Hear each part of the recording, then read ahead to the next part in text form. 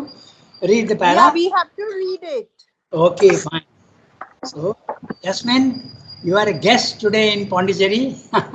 So, you read. Okay, it's an integral knowledge. Okay. Yeah, It is an integral knowledge that is being sought, an yeah. integral force, a total amplitude of union with all and infinite behind existence.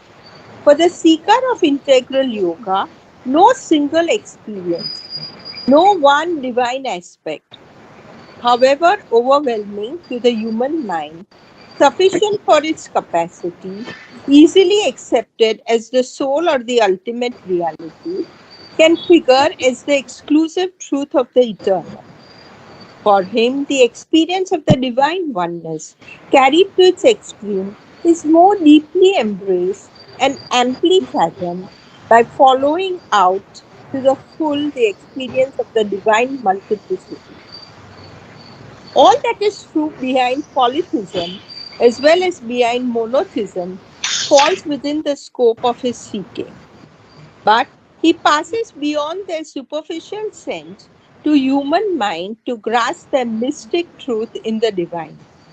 He sees what is aimed at by the jarring sects and philosophies and accepts each facet of the reality in its own place, but rejects their narrowness and errors and proceeds further till he discovers the one truth that binds them together. The reproach of anthropomorphism and anthropolarity cannot deter him, for he sees them to be prejudices of the ignorant and arrogant reasoning intelligence.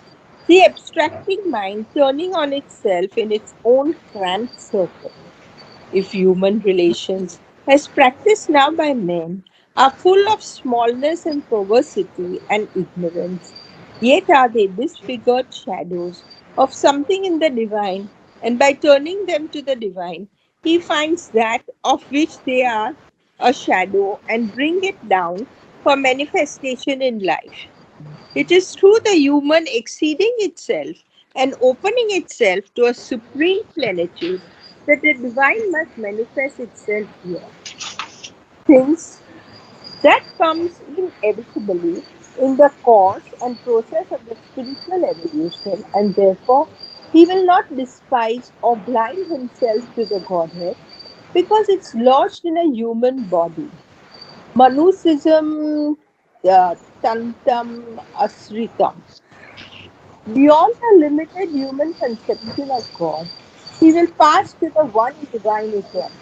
But also, he will meet him in the faces of the gods, his cosmic personality supporting the world play, detect him behind the mask of the Vibhutis, embodied world forces or human leaders, reverse and obey him in the Guru, worship him in the avatar.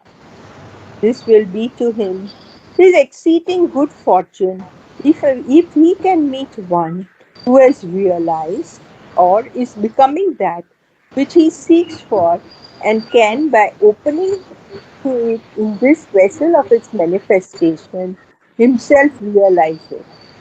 For that is the most palpable sign of the growing fulfillment, the promise of the great mystery of the progressive descent into matter, which is the secret sense of the material creation and the justification of terrestrial existence. Yeah. Okay. 1.5 page. Quite big. Okay. So we'll start reading each sentence and see what he's saying. So, most of the other yogas, okay, they go to one aspect of the divine, and that is very, very satisfactory for them. The Jnana Yogi gets knowledge of the divine, but he need not, may or may not get the aspect of Ananda or power, okay, or peace. He may not get, he may get only the knowledge aspect of the divine. Or the Bhakti Yoga path, they will get only the love for the divine, but no knowledge. So, Srimati is saying, if you are doing the integral yoga, you need to have all the aspects of the divine, not only one. Because, and even when you get one, because he is so infinite, it is most satisfying. You get knowledge of the divine, it is fantastically satisfying. If you get ananda of the divine, it is most satisfying. Okay. You see the presence of the divine, it is most satisfying. Because it is something so different from our normal consciousness. But it should not be the final. That's what Shraddha is saying. So, we will we will start, I'll read each sentence. It is an integral knowledge that is being sought.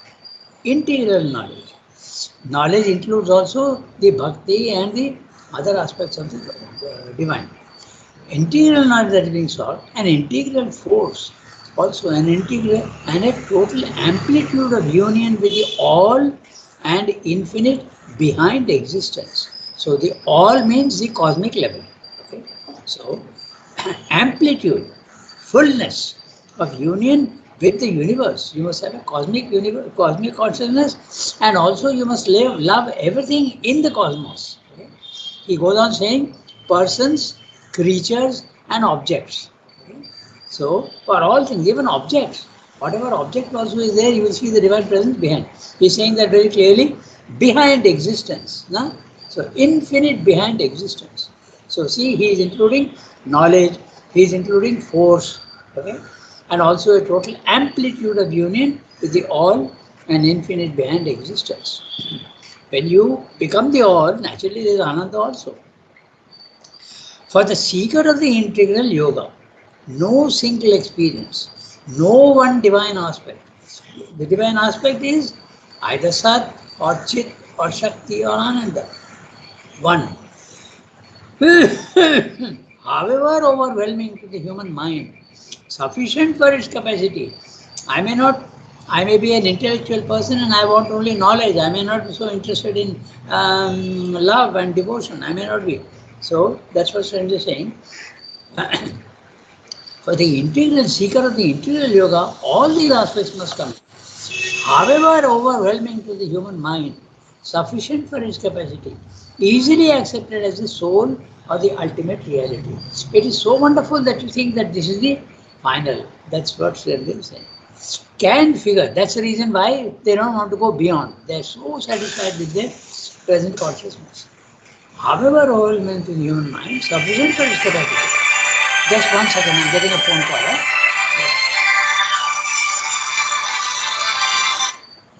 Yes, Akshay, good morning. Bonjour. Yeah, tell me.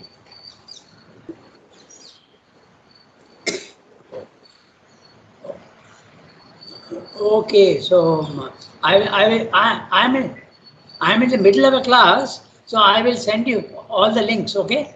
After I go back, I'll give you a call, okay? Oh, I never stopped.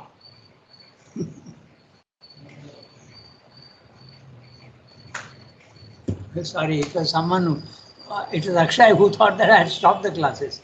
Okay, so I go back to however overwhelming to the human mind, sufficient for its capacity, can easily accepted as the soul or the ultimate reality, can figure as the exclusive truth of the eternal. So if you read Srirando, he put a comma dash, so that's his way of introducing a parenthetical phrase. So you have to read the sentence like this, with eliminating that, and then afterwards read that separately. For the sentence would read, for the seeker of the integral yoga, no single experience, no one divine aspect can figure as the exclusive truth of the eternal. One aspect is not enough for the integral seeker. Remember that. Others are very satisfied and there is no problem. But if you are doing the integral yoga, you must have all. It depends on your nature. Okay? So it's not a question of better or superior or anything. It's your nature. Okay? You may be more than satisfied with knowledge only or ananda. But for integral yoga, you must have all. Can figure as the exclusive truth of the eternal. For him, the experience of the divine oneness, carried to its extreme, is more deeply embraced and amply fathomed by following out to the full the experience of the divine multiplicity. Remember that the At the highest level, there is a divine oneness.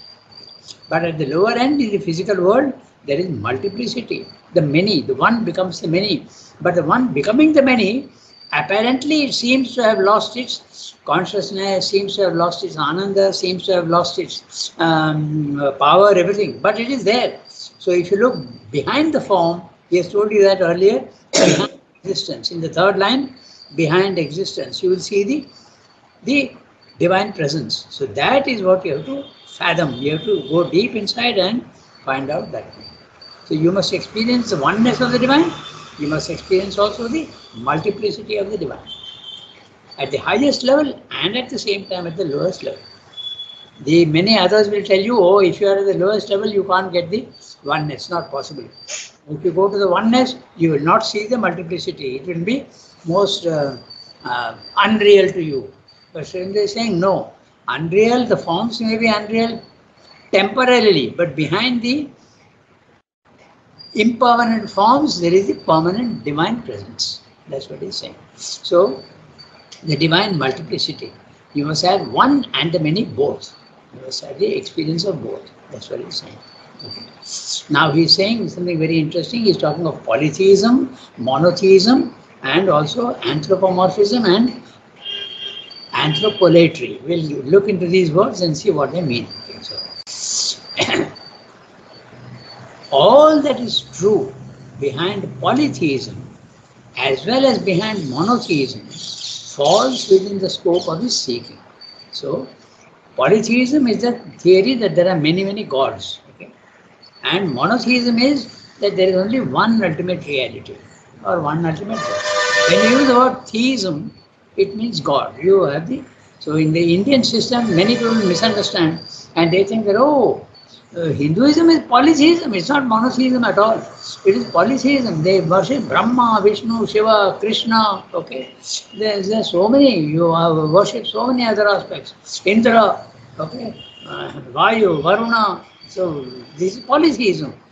But actually, the Advaita philosophy is Advaita itself says monotheism. Advaita, one without a second. Okay, so it depends at which level. So that's why the Westerners, they have coined a different word for the Hindu, not the Hindu, the Hindu religions. Okay, not one religion. There is no Hindu religion. They use the word henotheism. Henotheism means at the highest level there is one, and at the lower level, slightly lower, there are many gods, because the one starts becoming the many.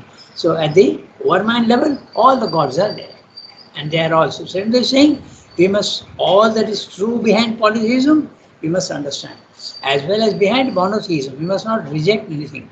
Many of the others in ignorance they reject. Okay? So falls within the scope of his seeking.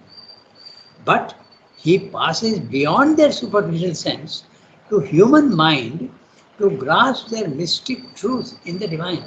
So you have to, these are all intermediate truths and half-truths. So you must see the truth, but the other half of the falsehood and the wrong idea, they must reject. That's what he's saying. All that is true behind polytheism, as well as behind monotheism, falls within the scope of his seeking. But he passes beyond that superficial sense to human mind. The human mind can only understand the superficial sense. To grasp the mystic truth in the divine. We have to go beyond the mere idea of monotheism and polytheism. Those who believe in monotheism think that the many in the physical world are all unreal. There is only one, and that you should realize. And polytheism says there is no oneness, there are many, many gods. So, yes, he says you have to understand each one properly. He sees what is aimed at by the jarring sects and philosophies and accepts each facet of the reality in its own place. He sees what is aimed at by the jarring sects. This is in philosophies. This is exactly what Ramakrishna came to say, that all the religions are going, it's like everybody going to the water tank, and someone calls it pani, someone calls it water, someone calls it jol, okay, but they are all going towards that one tank only, and the path you go to, you can go to through any path, but you will reach the tank of water ultimately. So Joto moth, toto pot. Okay. As many ideas are there of the divine, so many paths are there to the divine. So this is the Ramakrishna's whole life was only that. There's a truth behind all religions. Not a single one is to be rejected. And Sri Aurobindo also stresses that, but he goes far beyond. He explains also. So he sees what is aimed at by the jarring sects and philosophies and accepts each facet of the reality in its own place. Even in our Indian, we need not even go to the Abrahamic religions like Islam and the Jewish religion and the Christian religion. We don't need to go there. Even in India, we have Vaishnavism, Shaivism, okay, there are so many sects, okay. So everybody has to fall into one of these categories. So that's what this says. And you go even to, they ask you, now when you go to a temple, what is your gotra? They ask you. So all of you fall into some one particular aspect. So error then proceeds further till he discovers the one truth that binds them together. So what is that truth? Now he is saying the reproach of anthropomorphism and anthropolatry. I think we have discussed this before, but very briefly we can discuss. Anthropomorphism is the idea, or rather the concept, that the, what man is, the divine also must be like that. Okay? Applying the attributes of humanity of mankind to the divine. So we are one, we have a body, we have like a personality, and God also has a personality. And we have got kindness and we have got cruelty also. So divine also is like that. He can judge people cruelly and he can also reward people kindly. That's the Christian idea. Okay. So anthropomorphism. The divine can do exactly what the human being does. The God of justice. Even in the Jewish religion, they have the same idea. Okay? You have to follow the 10 commandments, and if you don't do that, you will be punished. Okay? In our Indian system, no punishment at all. The divine is only kindness. All the miseries that you suffer in the physical, no one denies that there is suffering in the physical world. It's not the divine punishing you. It's a result of your own past actions, the law of karma. Divine is not punishing you. So anthropomorphism is that idea. And the other idea of anthropolatry is the attribution of divine qualities to man. Okay? It's the other opposite. Anthropomorphism is the attribution of human qualities to the divine. Okay? Which is of course not right. Okay? But there is a truth behind it. Because man is made in the image of the divine. The image is faulty. But that doesn't mean that the essential relation between the two is there. Whatever is there in the divine is also there in the human. But it is hidden. We have to uncover it. That's it. Just like the seed and the tree again. That's a very, very useful. Whatever is the quality of the tree is there hidden in the seed. Exactly in the same way, whatever divine qualities are there in him, man also has the same in him, but they have to be uncovered. So that is anthropomorphism. And anthropomorphism does not necessarily mean only God and man. It can also apply to animals. Na? We have the Panchatantra, then we have Aesop's fables, where all these stories are there. The human qualities you attribute to animals. Na? The Panchatantra is full of moral stories attributing human qualities to animals. Okay. And Aesop's fables also is very similar. Then we have also the Tom and Jerry cartoons. Okay, Tom and Jerry are cat and mouse, but they are absolutely endowed with human qualities. They have fun with each other, they are quarreling with each other. So that is anthropomorphism. And anthropolatry is exactly the opposite. That means the attribution of divine qualities to man. Is that true? Yes, it is true, because the divine is there hiding in you, and whatever the divine has, omnipotence, omniscience, omnipresence, all those things are possible in man also. There are many who don't believe this. They say impossible. You can have a relation with the divine, but you can never become the divine. The reproach of anthropomorphism and anthropolatry Cannot determine. By the way, the anthropolatry you may not find very easily um, in the dictionary. Some dictionaries may give, because English we have the Chambers dictionary, the Oxford dictionary, then we have Webster's, and there are so many others. I have only two, but Webster's will give things which the other two dictionaries don't give. There are other dictionaries also, but most commonly used are the Chambers and the Oxford. But anthropolatry you may not find there. Cannot deter him, for he sees them to be prejudices of the ignorant and arrogant reasoning intelligence. Man usually, even if he does not say it openly, he thinks that what the human mind is capable of thinking is the truth. Very far from true. It is not at all correct. But that's the arrogance. That's why I said using the word arrogance. Even we also, when we feel that I have an idea which is absolutely right, okay, it's an arrogant assumption. We must always give a little bit of leeway to other opinions also. Arrogant reasoning intelligence.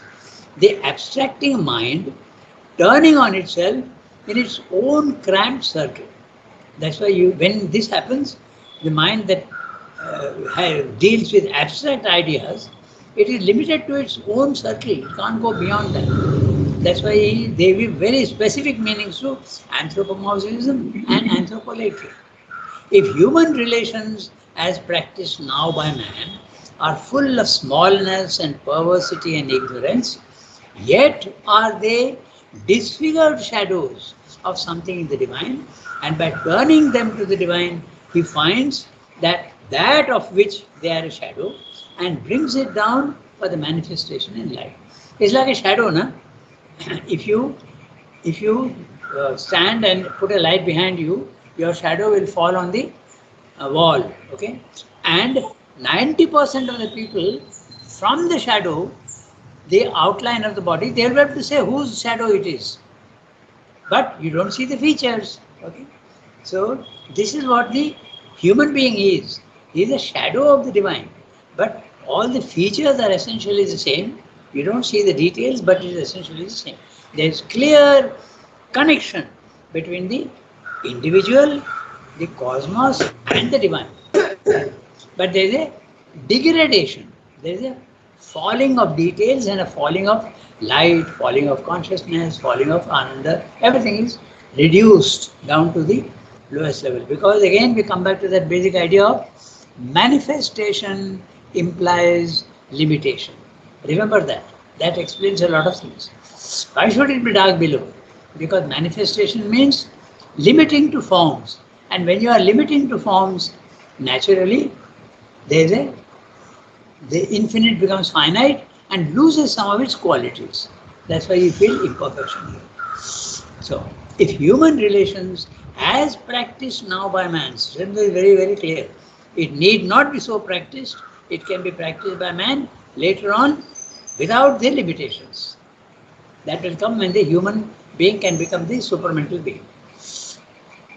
If human relations are practiced by man, as practiced now by man, are full of smallness and perversity and ignorance, yet are they disfigured shadows of something in the divine, and by turning them to the divine, he finds that of which they are a shadow and brings it down for manifestation in life. It is through the human exceeding itself and opening itself to a supreme plenitude. Plenitude, the word is very clear from the French plein, means fullness, completeness. Plenitude, that the divine must manifest itself here, since that comes inevitably in the course and process of the spiritual evolution. One by one, the divine is manifesting all his powers in the physical world. Very slow, but it is there. He is manifesting himself. First he manifests substance, that is matter. Then he manifests life, which is prana. Then he has manifested mind. There is no reason why it should stop there. It will go on to the super. And therefore, he will not despise or blind himself to the Godhead because it is lodged in a human body. This is from the Gita. Manushim tanum ashritam. Manushim, human. Tanum, body. Ashritam, residing inside. Okay, ashrita means taking refuge in. Okay, so the divine has taken refuge in a human body. He's talking of the avatar. So when we normally see, and we don't think that there is a human, a divine quality in it. Even a yogi, even an ordinary yogi is partly God. Okay, so we must give full respect to them. Okay? So beyond the limited human conception of God, he will pass to the divine, one divine eternal, but also he will meet him in the faces of the gods. These cosmic personalities supporting the world play. So there you are. We can go a little into detail. These cosmic personalities are Indra, Varuna, okay, Mitra. These are all the personalities of all the qualities that you can have. Okay, the divine can have all these qualities. In fact, Mother once had a drama, okay, Le Vertu, and each one represented a divine quality. And one by one, all these virtues are coming on the stage and saying, "Who are you?" And they say, "I am generosity." And who are you? I am whiteness. Who are you? I am knowledge. Who are you? I am love. Okay. Finally, one comes on the scene. Okay, this is mother's drama. Okay. One comes on and he says, "Who are you?" Then this says, "Very few know me. I am gratitude." Gratitude is so rare in the physical world. Okay, so this is what mother's drama is all about. Les vertus, the virtues. It was done on the stage on one of the. I think that time there was no 1st December, 2nd December. It was only the 1st December in the morning. We used to have the dramas and the stage plays, and then in the evening we used to have the physical demonstration. That was the time, long ago. Okay. Rangana, it was done by Ahuta's batch also. Ah, acha, acha, it was repeated, huh? Okay. Yes. I don't remember that, but yeah, that's right. So, lay virtue. So, according to mother, gratitude is very, very rare. Even Asmi's batch, they did it in knowledge program. Acha, okay. Oh, in knowledge also there was? Yes. Yeah, It was knowledge program. they did, yeah. Okay, okay. But the original was on the stage. I remember even the people who, all children, young children had done it. That is long time back. I think Pallu, it was even before your time. Yes. Yes. Yeah, that's right. Mhm. Les vertus. So it's true, na? Because even a famous Bengali man also had expressed something which is similar. That gratitude is something so rare. Okay, and he said something very interesting, which makes you think. He said he was told by somebody. What was his name? He was a very well-known Pandit. Okay, I forget the name now. But he was told that someone is criticizing you. So and so is criticizing you. Then he said something very interesting. And just see what he said. He said, "Why is he criticizing me? I have not done anything good to him." It's contradictory, na? Normally, a person would criticize you if you did something bad to him. Okay? So that is understandable. But this man, this Pandit is saying, "Why is he criticizing me? I have not done any good to him." So, in other words, even if you do good to somebody, they are likely to criticize you. So rare is gratitude. It's a very interesting story. So, gratitude is really very, very, very rare. Really very, very rare. Actually, very rare. Yeah. So, okay. So simply saying, now we come back to our text, okay? So, but he will also meet all the faces of the gods, these cosmic personalities. He's talking of the Vedic gods, okay? Varuna, okay? Uh, Indra, Mitra, okay? All these gods and goddesses. Even the female aspects also of all these gods are there. And they are supporting the world play because each of these personal gods represents a quality on the physical world. As we have already discussed many times, the personal aspect and the impersonal aspect are always related. Okay, there is whatever is impersonal in the physical world, okay, has a personality behind it. even matter, okay, it is universal and impersonal, but there will be something which represents matter.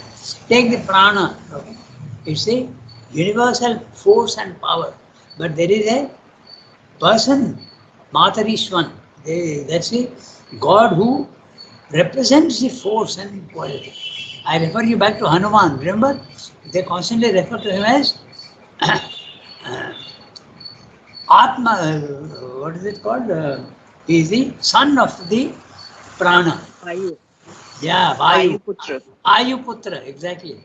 And they also use other words also. Okay, Vayu Putra is usually is referred to. So he is the personality of this impersonal force of energy and power. So, and they are supporting. So all these gods, or even human leaders, when they saying, okay, he's not even talking of the Manushim Tanimashruti, even human leaders. Okay, human leaders, the vibhutis. Okay, he talked about the vibhutis, he has already spoken about the vibhutis. Detect him behind the mask of the vibhutis. And sometimes we don't even understand who a vibhuti is. Okay, for instance, very interesting, Sri Aurobindo says that Napoleon was a vibhuti. But in history, Napoleon is portrayed in a very, very funny way. Okay, he was a very selfish man. Okay, and he made war and he tried to conquer all Europe. So sometimes he is interpreted in the wrong way. And in fact, he was treated so badly, na? You know that he was banished to Island. yeah, to Helena, Saint Helena. So man doesn't realize the divine aspect. That's exactly what he's saying. You refuse to see the divine even in the human. And he's including all. He's including. But Ranganath, Vibhuti, is all human beings are Vibhutis or not? Because in No, a certain way, no. All How do human you? beings are not vibhutis, but all human beings are potential divines. Like the seed is not the tree yet, na? So, Yeah. but all human beings have more or less developed the divine element in you. The more you are developed, the more the divine element in you is developed. The psychic being also grows. You know? In the beginning, it is sleeping. Slowly, it wakes up. So how do you say who is a Vibhuti? How do you? Yeah, you and I can't. That's the thing. That's exactly what Sridhar is saying. Normally, we don't. What about the four powers of the mother, like Maheshwari, Mahakali, Mahalakshmi, Mahasaraswati? Do Yeah. they belong to the overmind plane or do they belong to the supermind? No. The gods are all in the overmind plane. Means Mahalakshmi is in overmind? Yeah. All these are overminds. All the gods are in the overmind plane. Okay. So, this is what he's saying. So, you have to respect. Not only even the avatar is not recognized. It's very clear now. Even Christ was crucified. Man doesn't understand that here the Godhead is there inside. Okay. Then the cosmic personalities, the gods, and also vibhutis. There's a whole gradation. Vibhutis are the lowest, the gods are more perfect, and the avatar is the most divine on earth. This is something that you have to understand. That's what he's saying. And you have to reverence them and obey him in the Guru and then finally in the avatar. So even the Guru can be an ordinary man. Okay? So, but he becomes a representative of the divine in you. However defective he may be in his outer nature. This will be to him his exceeding good fortune if he can meet one who has realized or is becoming that which he seeks for and can, by opening to it in this vessel of its manifestation. What is this vessel of its manifestation? The body. And himself realize it. The vessel of this manifestation is the body. Tanu Ashritam, he has said earlier. For that is the most palpable sign of the growing fulfillment, the promise of the great mystery of the progressive descent into matter, which is the secret sense of the material creation and justification of terrestrial existence. When you see divine elements and then you realize that the creation of matter, which seems to be so crude and so full of perversion and falsehood and suffering, there is a purpose to it. There's a justification. Then you realize that, oh, I thought that the physical world is nothing, meaningless. But now I feel that it is justified. The creation of this is justified because there is a secret meaning. That secret meaning is the slow unraveling of the divine in the physical world. Unfortunately, it's a very slow unraveling, and now it has to become much faster. And it does become faster. Okay. As evolution proceeds, it becomes faster and faster and faster. Even if you examine the four yugas, the Kali Yuga, then the Dwapara, then the Treta, and then the Satya Yuga. Satya Yuga, Dwapara, then you have the Treta and then the Kali Yuga. You see that there is a difference in the age. They actually go to the extent of giving even 100,640. They go to that extent. Be very, very precise. We need not take that very seriously, but it gives an idea of the quickening. Slowly, slowly it becomes faster and faster. Because the more there is development, the quicker will be the further development. That's it. Okay, so that completes the para. So now we have about 5 minutes. We have got a little more than 5 minutes. So what I can do before we read the next one, we'll sum up, okay, what he's saying here, and then we'll read the next para. So I'm reading the summary of what we have just now read. The yoga of Sri Aurobindo seeks integrality of the divine in every way. And since the divine is Sat Chit Ananda, the seeker of the integral path seeks, number one, knowledge, integral knowledge. Number two, integral force. Number three, integral union with the Supreme as well as the cosmic, behind all which secretly lurks the universal divine.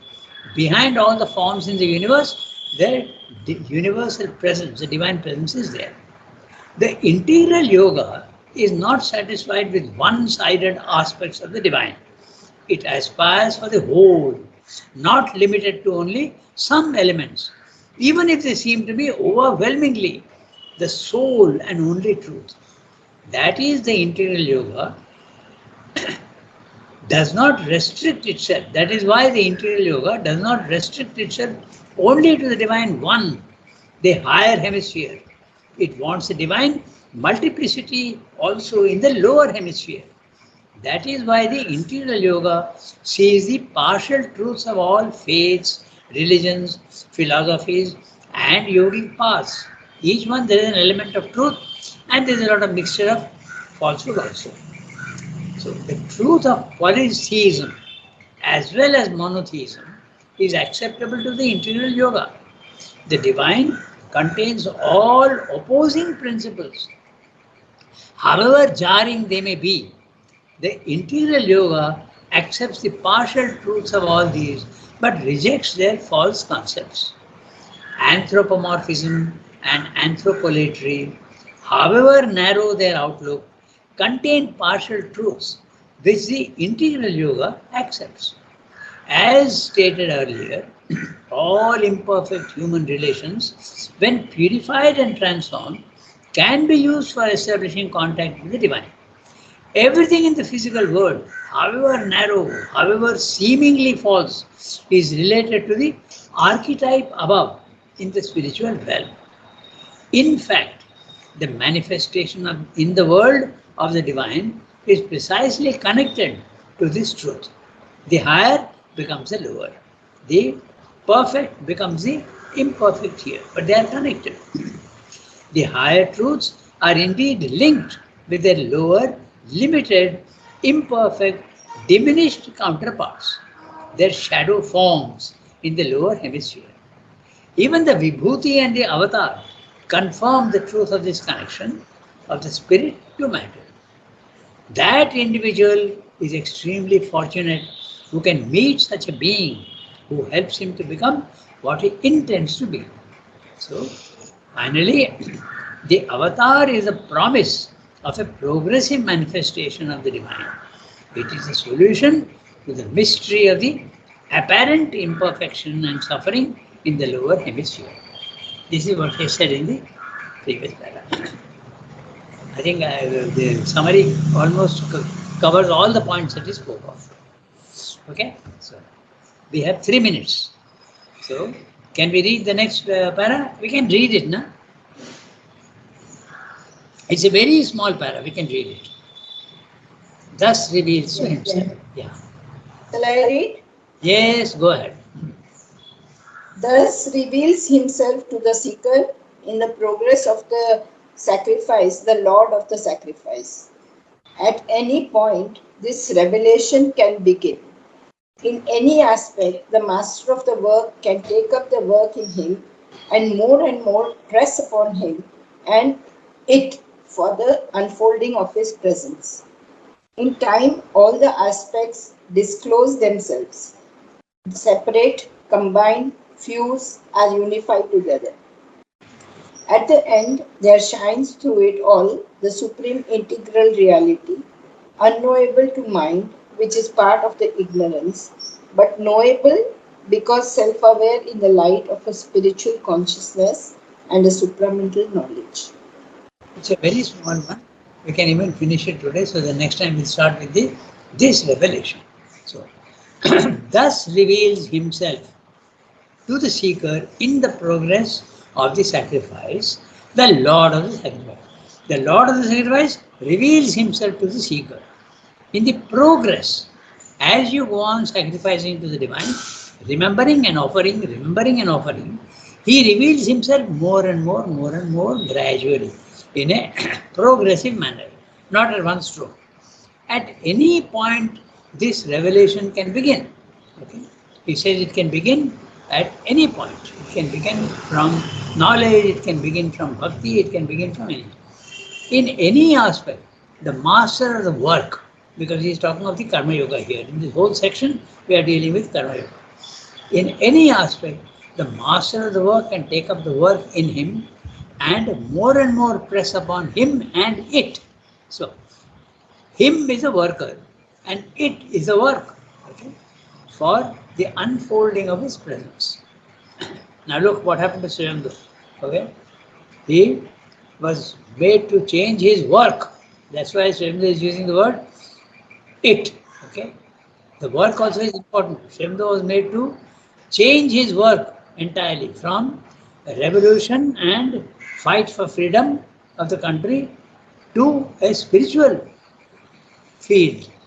It changed the work, more press upon him and it. The work also quality changes for the unfolding of his presence.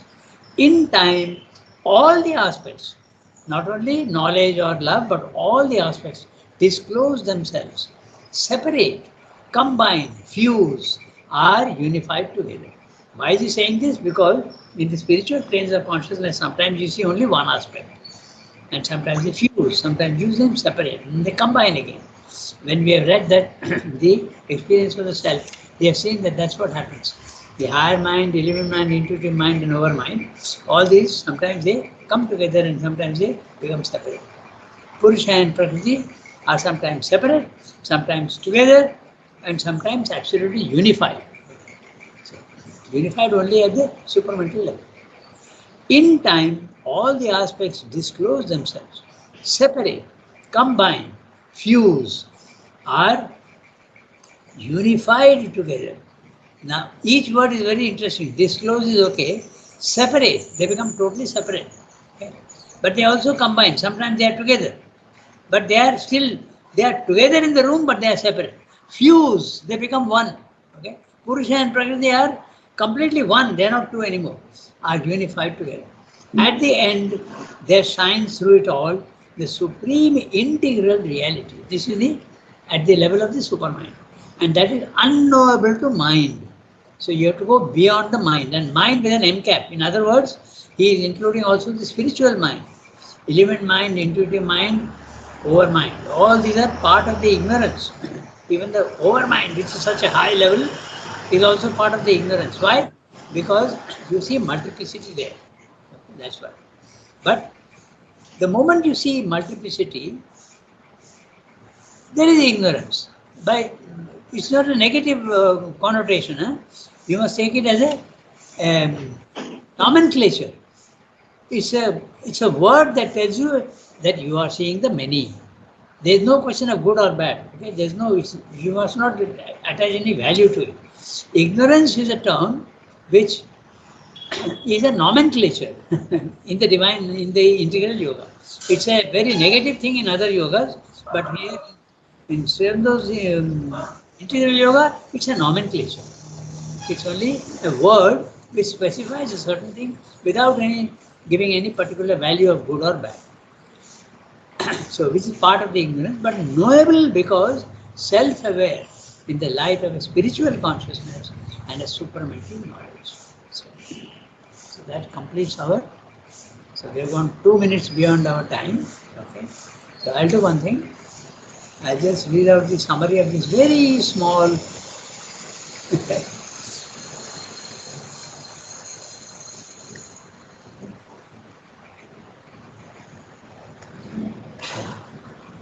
Just 1 second. Yeah. So here in this para he's saying, it is in this way that the Lord of the sacrifice makes himself visible to the sadhaka, the integral yoga, and records his progress in the yogic journey.